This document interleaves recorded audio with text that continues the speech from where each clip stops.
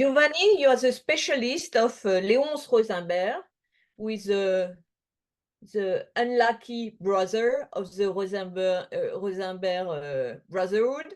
So in 28, he decided to create a flat which was really kind of showroom of his knowledge, of his eye, and which is a work of art by itself. And Musée Picasso is presenting a show about this flat, which only lasts like 2 years, right? Yeah, exactly. So this is a project that Léonce Rosenberg conceived in 1928. He rented this huge apartment in the 16th arrondissement.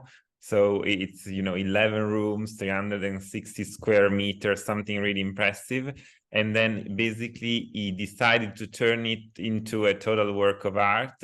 He commissioned some of the artists that he used to work with in his gallery to create decorative ensembles, and assigning a room to each one of them. And I like to say that he almost believed that he was Lorenzo de' Medici of the late 1920s, in the sense that he truly commissioned works as a patron of the Renaissance. Yes, why did it last only 2 years? Unfortunately, that was honestly. Léonce Rosenberg was without a doubt a poor businessman, but he could not have foreseen the stock market crash. So the Wall Street crash happens at the end of 1929, and the effects are felt in Europe in 1930-31. And so he's not the only one that's like heavily affected. There's many galleries in Paris that have to shut down, and he has to, while he doesn't sell all the works that were in the apartment at once, but he has to move to a much smaller apartment, and the works are then kept in storage, and from what we've been able to understand, are sold slowly, very slowly over the years. And so what's interesting in the show is that what you try to demonstrate is that Léonce Rosenberg had really a vision, which was something that we share today and not before, that we can mix the style. Mm-hmm. So there was cubism, there was also abstraction, and also figuratism, like surrealist, right? Exactly. No, that's precisely the kind of the two extremes that we see in the decoration of his apartment, and that kind of reflects his career, his trajectory as a dealer, as also as an intellectual. Because when he became the main promoter of cubism during the First World War, I think he truly saw cubism as an art that was used, and a style that was a more abstract, geometric. And we should not forget that Léonce Rosenberg was the first one to show Piet Mondrian's paintings in Paris in his gallery in 1921. There's a famous installation shot of an exhibition called Le Maître du Cubisme, where one can see many Mondrians on display. And so that was kind of the total abstraction, right? It's like you see where, this vision. He was a visionary. Yeah, in some ways, he truly, I think he did believe a lot in total abstraction, abstract art. But then early in the 1920s, he was basically going bankrupt, because he had been buying everything that, matched this style, this vision of cubism that he had.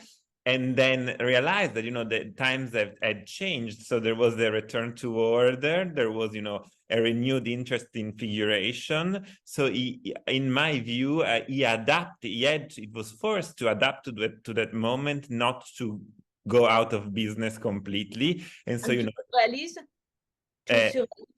he adapted.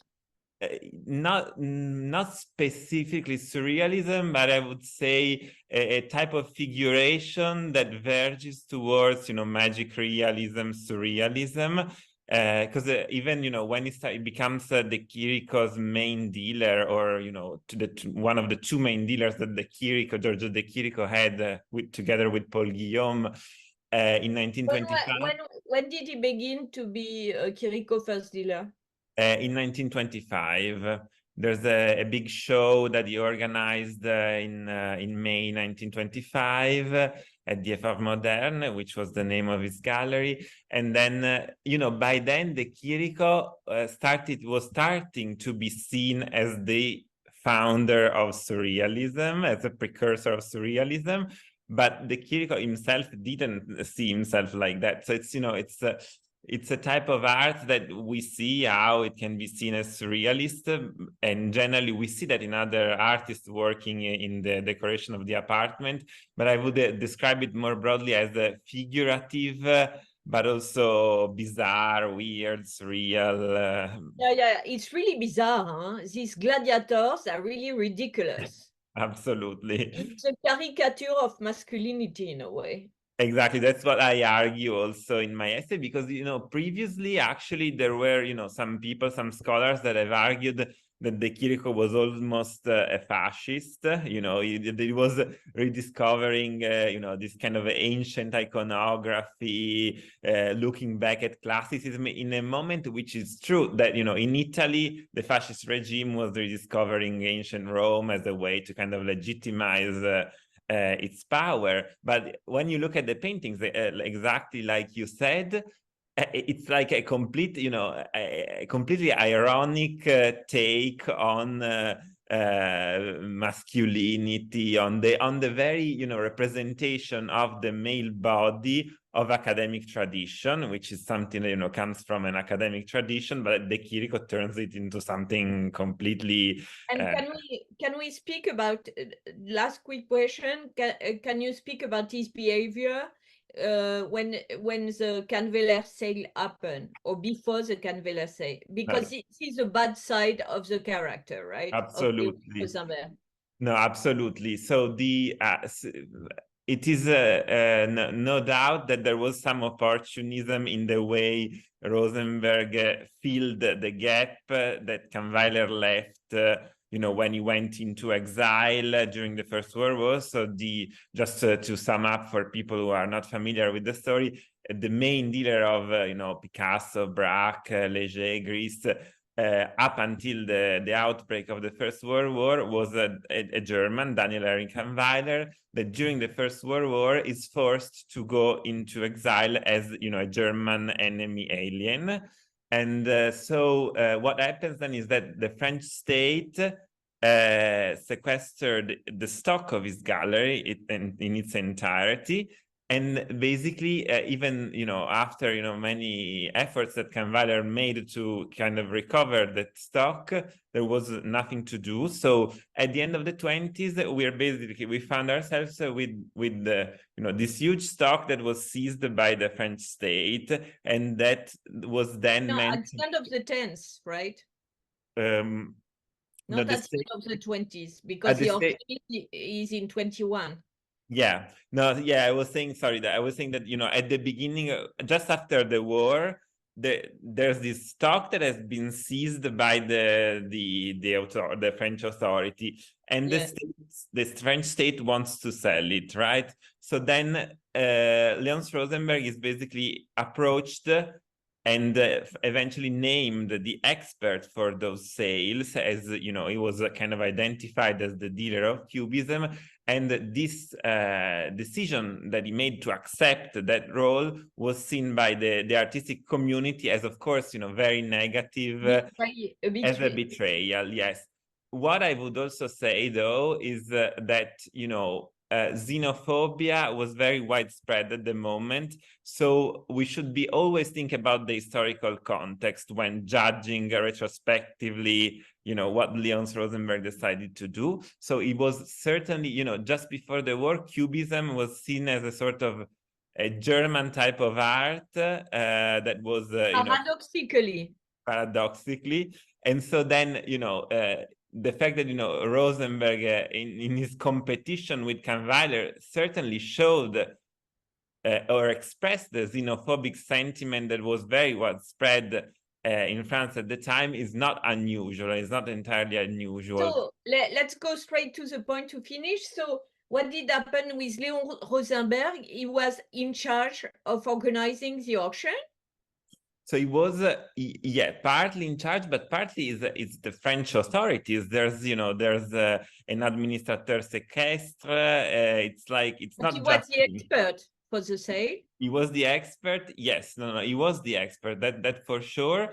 I think to some extent he was, like I said, not a very good businessman. So he did believe naively that the sales would give a lot of publicity to cubism in general, because all these works were unavailable, were kept by Kahnweiler, sold mostly to international clients and not in France. And so I think, ignoring the fact or not really, dealing with the fact that, the prices of these works would lower a lot because they would be put on sale all at once. It's 1,200 works that are sold over 2 years. Both, of course, paintings, but also works on paper. So it's many works, and of course, it's a simple law of the market. If the offer is too significant, then the price lowers, and so that's why at those sales, many people could buy that wouldn't normally be able to afford. Did he do something like that on purpose? Sorry. Did Léonce did that on purpose to lower the price? That's a bit difficult to because it's what's written in the catalog. Yeah, so yeah, he didn't do it on purpose. I think that it was an unintended result. I think what he did on purpose was to kind of move forward with the sales, thinking they would give publicity to cubism, that they would make available cubist art that was previously, impossible out of reach, basically, for collectors, for critics as well.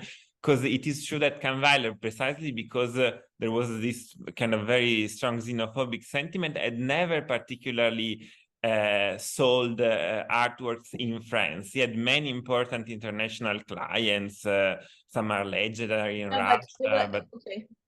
But there were already the Peau de l'Ours auction, André Level, and there were already, with very good price, some cubism work at auction in 14. Yeah, no, you're right, but even there, it's not specifically cubist. I mean, it's the only two works which were exactly cubist. The main, the highlight of the result of the auction of Kahnweiler auction were very low price. They were very low price, but at the same time, it is true that the kind of the promotion. Yeah, there is that moment of promotion, attention, and it's also a turning point in the history of the Hôtel Drouot, which previously, besides apart the sale that you just mentioned, so La Peau de l'Ours, had never been like the main place to sell contemporary art. And it's also with the Kahnweiler auction that changes considerably. And then in the 20s, you have big sales. And the main lots at auction were Braque and Picasso. Braque, Picasso, Léger, Gris, Derain sold. There were quite a few paintings by Derain, de Vlaminck, and I think that's more or less the main artists. Oh, thanks a lot. The exhibition is amazing, and there's a very strong visual power of the exhibition, which show really the excellence of the eye of Léonce Rosenberg. Thank you so much. Merci beaucoup. Au revoir, merci. Bye bye. Bonne journée.